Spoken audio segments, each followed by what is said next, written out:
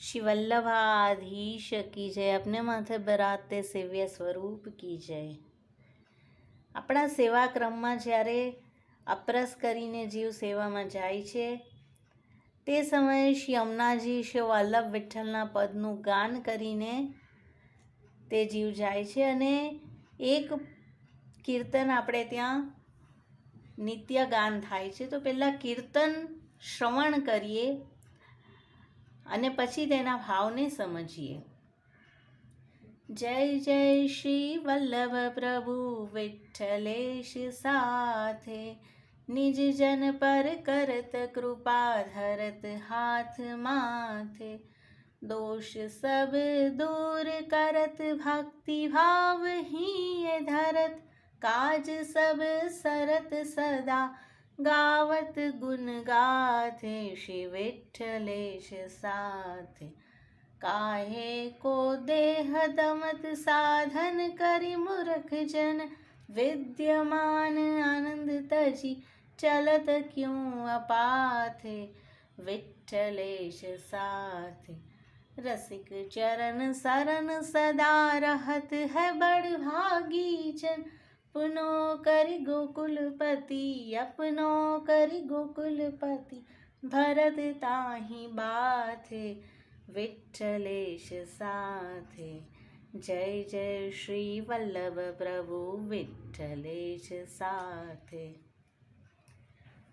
આ કીર્તનમાં શ્રી હરિરાયજીનું કીર્તન છે અને શ્રી ઠાકોરજીના અલગ અલગ સંબોધનામાં આપેલા છે અને જીવની પણ અલગ અલગ અવસ્થાઓ બતાવી છે। જય જય શ્રી વલ્લભ પ્રભુ વિઠ્ઠલેશ સાથે। પ્રભુ એટલે આપણા સેવ્ય સ્વરૂપ, પણ તે કોણ છે? શ્રી વલ્લભ, શ્રી વિઠ્ઠલની સાથે રહેલા। શ્રી વલ્લભ શ્રી વિઠ્ઠલના પ્રાણ પ્રેષ્ઠ છે અને જો આપણે તેને નીકી ભાંતિથી સેવન કરવું છે તો શ્રી વલ્લભ વિઠ્ઠલના બતાવેલા માર્ગથી જશું તો આપણે સેવન કરી શકશું। અને પ્રભુ એટલે કર્તુમ અકર્તુમ અન્યથા કર્તુમ સર્વસમર્થ સ્વરૂપ।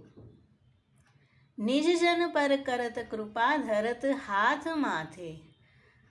आवा प्रभुना निजजन बनिए तो खरा तो आप कृपा करे छे अने आपणा माथे हाथ धरे छे, मीन्स के આપણને સનાથ બનાવે છે। પહેલાં તો જીવ ક્યાંય ક્યાંય ભટકતો હતો પણ જ્યારે પ્રભુ માથે બિરાજ્યા ત્યારથી તે સનાથ થઈ ગયો।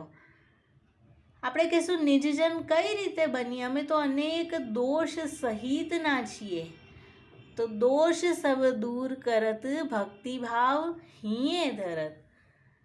આ ઠાકોરજી આપણા બધા દોષને દૂર કરશે, ભક્તિભાવ હૃદયે ધરી દેશે।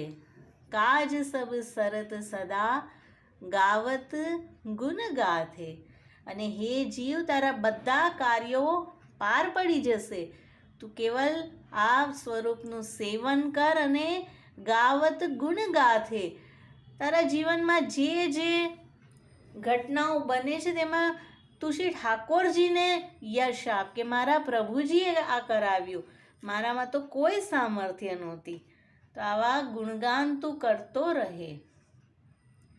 કાહે કો દેહ દમત સાધન કરી મૂરખ જન। શ્રી હરિરાયજી કહે છે હજી તને એમ થાય છે કે આ સાધન હું કરી લઈશ અને કંઈક પ્રાપ્ત થઈ જશે, તો હે જીવ, તું મૂરખ જન છે અને તારા દેહનું તું દમન કરી રહ્યો છે। અલગ અલગ સાધન કરીને તારો સમય જઈ રહ્યો છે અને વિદ્યમાન આનંદ તજી ચલત ક્यों અપાથે। અહીંયા શ્રી ઠાકોરજીનું નામ છે વિદ્યમાન આનંદ, એટલે કે પ્રગટ બિરાજતો આનંદ છે શ્રી ઠાકોરજી સેવ્ય સ્વરૂપ। તેને છોડીને તું કયા અપાથમાં ચાલી નીકળ્યો છે? રસિક ચરણ સરન સદા રહત હૈ બડ ભાગી જન। શ્રી ઠાકોરજી રસિક, અહીંયા શ્રી ઠાકોરજી માટે રસિક શબ્દ વપરાયો છે અને રસિક એટલે શ્રી હરિરાયજીની છાપ પણ છે। તો રસો વૈ સહ ધર્મી સ્વરૂપ પૂર્ણ પુરુષોત્તમ શ્રી વલ્લભ વિઠ્ઠલે તારા માથે પધરાવી આપ્યા છે। તેના ચરણનું સદા સરને રે. અને જે રે છે તે કોણ છે? રહત હે બડભાગી જન. આગળ કયું હતું? નિજજન, મૂરખજન, અને હવે શબ્દ આવી રહ્યો છે બડભાગી જન. કેવલ સેવ્ય સ્વરૂપને આશ્રિત રહીશ તો હે જીવ તું તો બડભાગી જન થઈ જઈશ. અને પછી અપનો કરી ગોકુલપતિ. શ્રી ઠાકોરજી તને અપનો એટલે કે પોતાનો કરી દેશે. અને અહીંયા ઠાકોરજીનું નામ છે ગોકુલપતિ.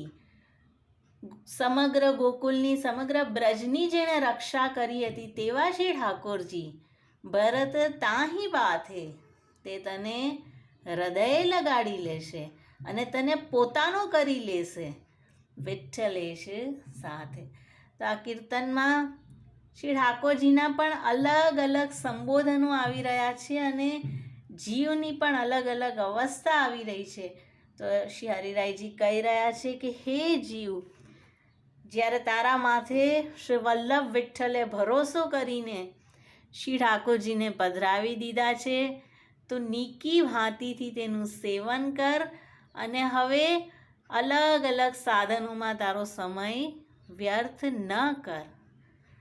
श्री वल्लभाधीश की जय. अपने माथे बिराजते सेव्य स्वरूप की जय.